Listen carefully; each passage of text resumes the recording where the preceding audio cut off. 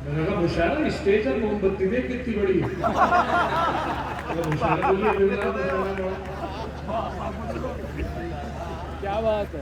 अब मुजाहिदा करें, 4 मिसरों से आगाज कर रहा हूँ शायरों की जानिब से। ये 4 मिसरे मुशायरा इंतजामिया के लिए कि तमन्ना है गुलाबों से मैं उलझूं, तमन्ना है गुलाबों से मैं उलझूं, चमेली के भी साए चाहता हूं। तमन्ना है गुलाबों से मैं उलझूं, चमेली के भी साए चाहता हूं, और मोहब्बत प्यार की 2-4 गजलें, फिर उसके बाद चाय चाहता हूं।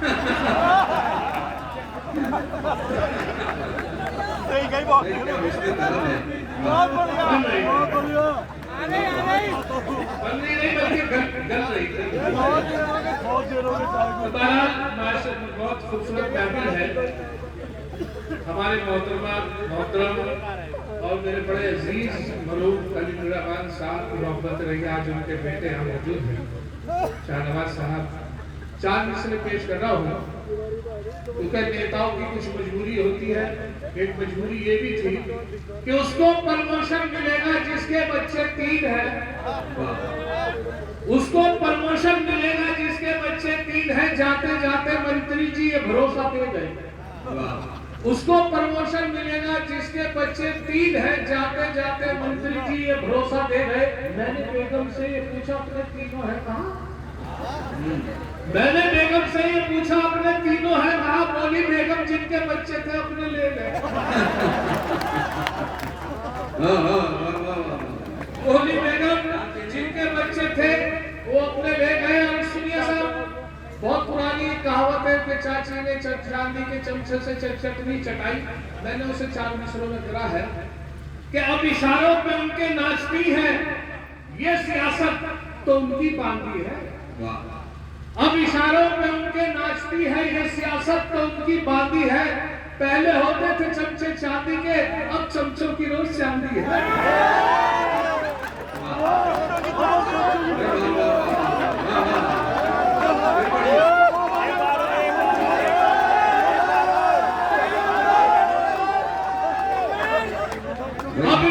अब इशारों पे उनके नाचती है, अब इशारों पे उनके नाचती है ये सियासत तो उनकी बांधी है।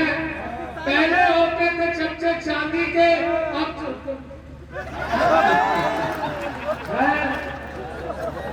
भाई इस शेर पे जो आप लोगों ने ज्यादा दांत दी, ऐसा लगा कि चमचों से आप लोग भी परेशान हैं।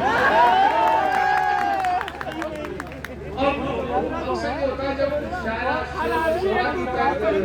तवील होती है तो उसमें पाबंदी लग जाती है कि कोई भी मकामी शायर नहीं पड़ेगा, सब बैरूनी शायर पड़ेगा। एक मुशायरा ऐसा ही था, लेकिन उसमें एसडीएम साहब का हुक्म हुआ कि नहीं मेरा भतीजा जरूर पड़ेगा। शायर नहीं था, सिर्फ पूरे दिन एक गजल उसने याद की, पर्चे में लिखकर उसने जेब में रख ली। सोचा कि जब भूल जाऊंगा तो जेब से पर्चा निकाल लूंगा। इत्तेफाक देखे कि जब वो स्टेज पर आया उसके कुछ गजल याद थी, कुछ भूल गया। तो नाज़िम मुशायरा ने जब अनाउंस किया, आपने उससे पहला मिसरा उसके याद था, दूसरा वो भूल गया। देखिए क्या कैफियत थी, आप भी मजा ले। आया स्टेज पर, पहला मिसरा पढ़ा कि जली शम्मा हुआ परवानों का खून, जली शम्मा हुआ परवानों का खून, जली शम्मा हुआ परवानों का खून, जली शम्मा हुआ परवानों का खून, इन्ना लिल्लाहि व इन्ना इलैहि राजिऊन।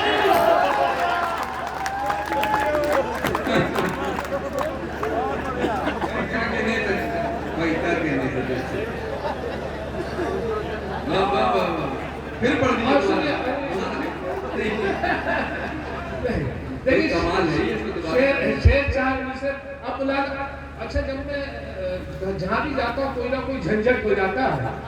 एक झंझट तो ये हुआ कि जब मैं अभी मेरठ से आ रहा था तो मेरठ जो मेडिकल कॉलेज है उसमें मेरे शायर बहुत ही अच्छे शायर, वो बहुत सीधा आदमी लेकिन जिंदा दिल आदमी, बहुत जिंदा दिल फेक आदमी। वो उनके अपेंडिक्स का ऑपरेशन होना था। मैंने मिजाज कुर्सी के लिए वहाँ हॉस्पिटल गया और देखा तो उन्हें बर्थ पे लिटाया था। उनकी तो ये क्या किया लेकिन जिंदा दिल आदमी थे। जैसे खूबसूरत नर्स उनके बराबर से निकली तो एकदम टोन बदल गई।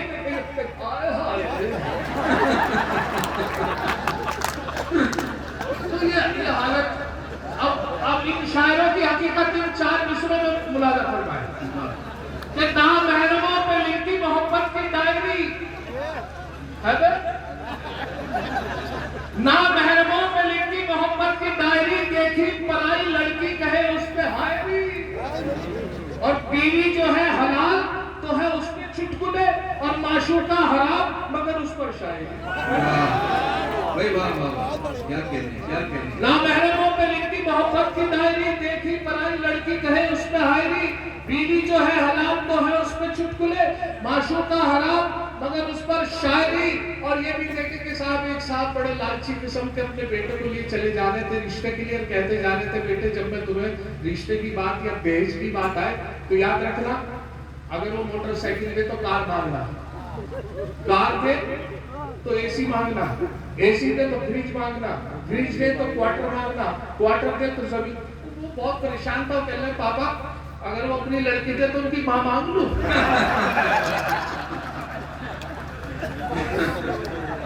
अब यहाँ से 4 मिसरे सुन ले कि शादी ब्याह का खेल मुकद्दर का है झंझट, शादी ब्याह का खेल मुकद्दर का है झंझट, ये किसकी बद्दुआ थी मेरे आंगन दामन में आ पड़ी। शादी ब्याह का खेल मुकद्दर का है झंझट, ये किसकी बद्दुआ थी मेरे आंगन में आ पड़ी, और उसने जो मारी आंख तो ये हादसा हुआ, पत्थर की आंख थी मेरे दामन में आ पड़ी। पत्थर की आंख थी मेरे दामन में आ पड़ी।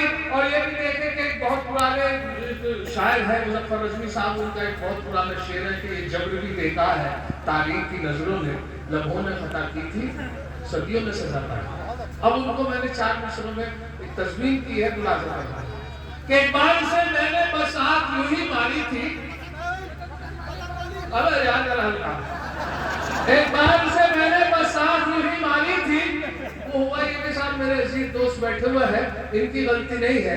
बात यह है कि साहब जब एक मेरे बहुत अच्छे दोस्त है मौलवी साहब, मेरे फारिग हो गए देवबंद से, मैंने उनसे एक मसला पूछा।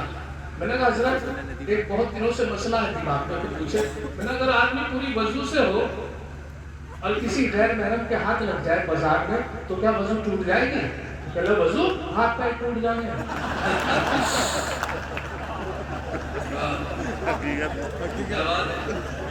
एक बार उसे मैंने बस आंख यूं मारी थी, वो बन के मेरी बेगम घर साथ चली आई। अब हाल मेरा ये है 10 बच्चों का अब्बा हूँ, लम्हों ने कटा की थी सदियों में सजा पाई। आइए थोड़ा सा और सुनाइए। नहीं आइए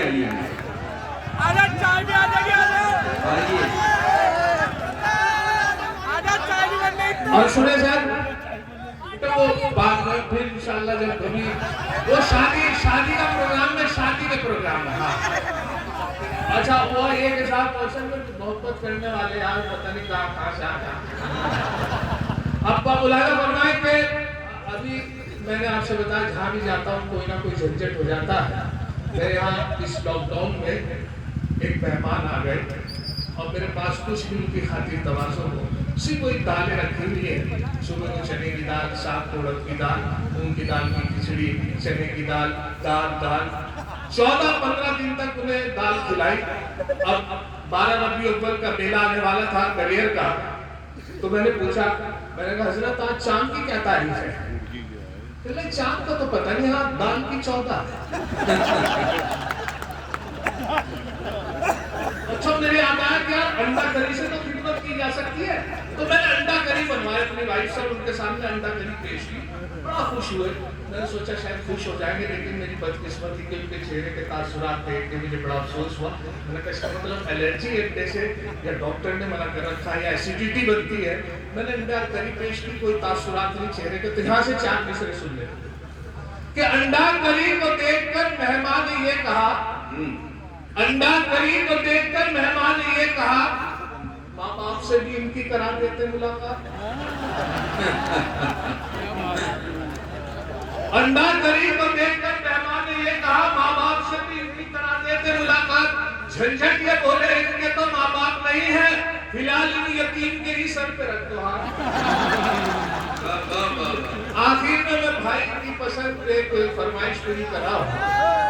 वो पसंद वाली नहीं, लेकिन दूसरी वाली।